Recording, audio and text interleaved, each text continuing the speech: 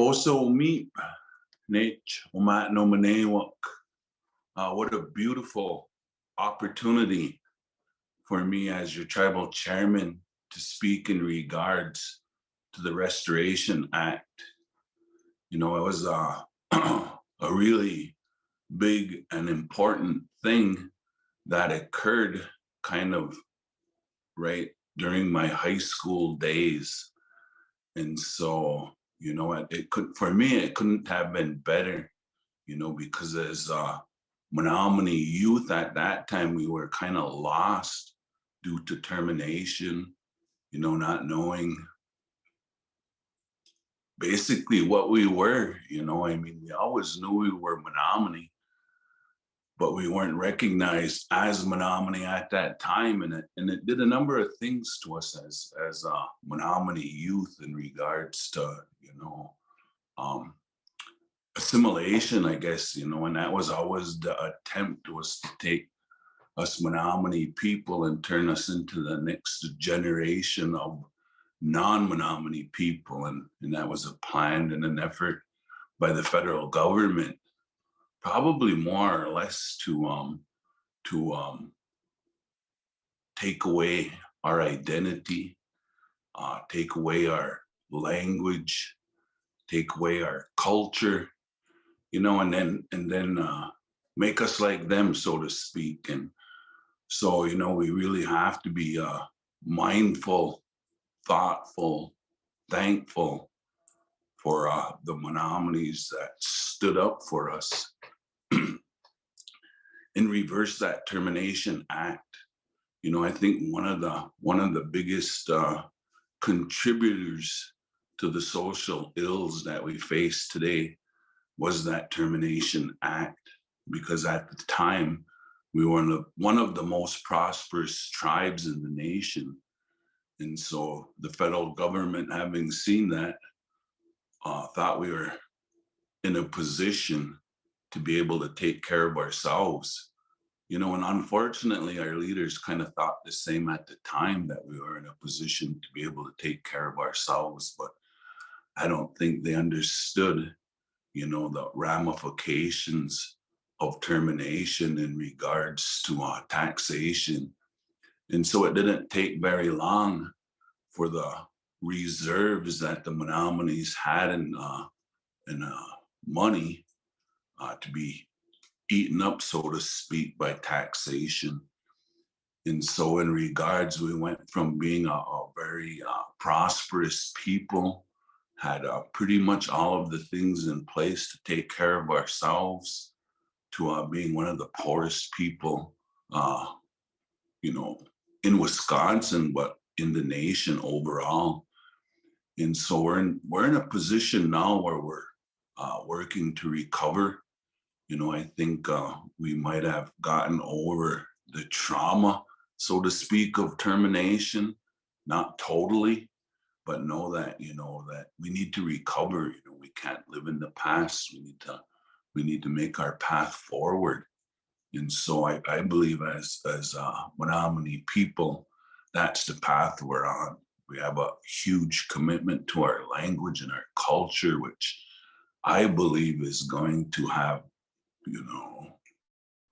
huge impacts, huge effects in regards to our recovery, so to speak, as Native folks, and the commitment that we have from our younger generations in regards to learning, wanting to know more about themselves, more about their identity, which, to me helps them to make good decisions moving forward. And I think the word I hear used more than anything is resilient. And I believe that really applies to us as a people. We've been through a lot, we've been through a lot over time. And our leadership has always been there when we needed it, and I'm not trying to say anything about myself. I'm a leader. I'm not the leader. And so in that vein, I try to utilize the knowledge and wisdom of all the people here on the reservation in regards to um, moving forward, so restoration probably being the biggest thing in modern Menominee's history in regards to how we want to build that future, so to speak, for us and for our children.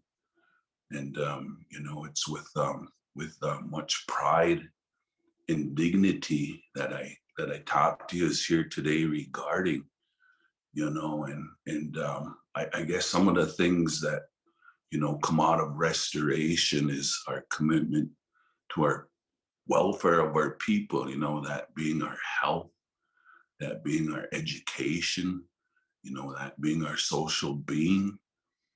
And so we're really at a good point, in time in regards to healing, so to speak, which I believe needs to occur.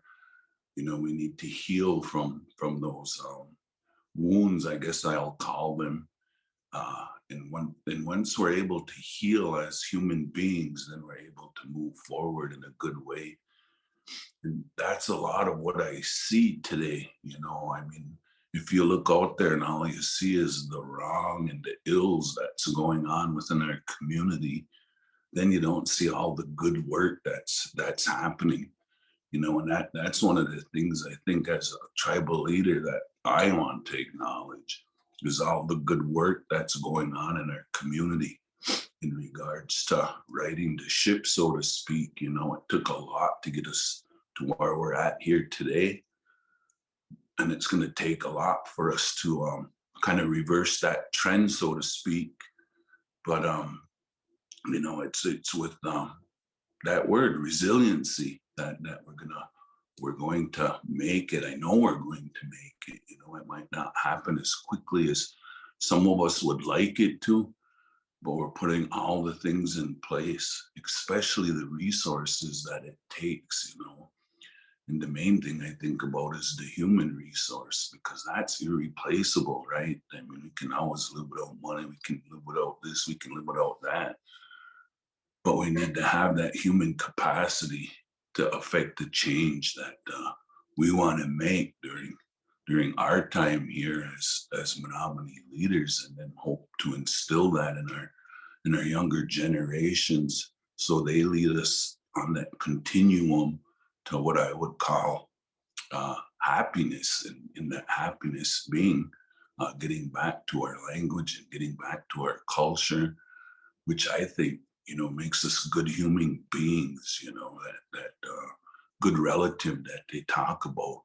And so taking this space here on Mother Earth and being um, respectful, being honored, to still live here, because there was attempts to remove the Menominee from Wisconsin, and our leaders at that time stood up, prevented that from happening, so that we are here and able to enjoy, the land of our ancestors. And so there's so much that can be talked about in regards to restoration, and all the good things that are going on here.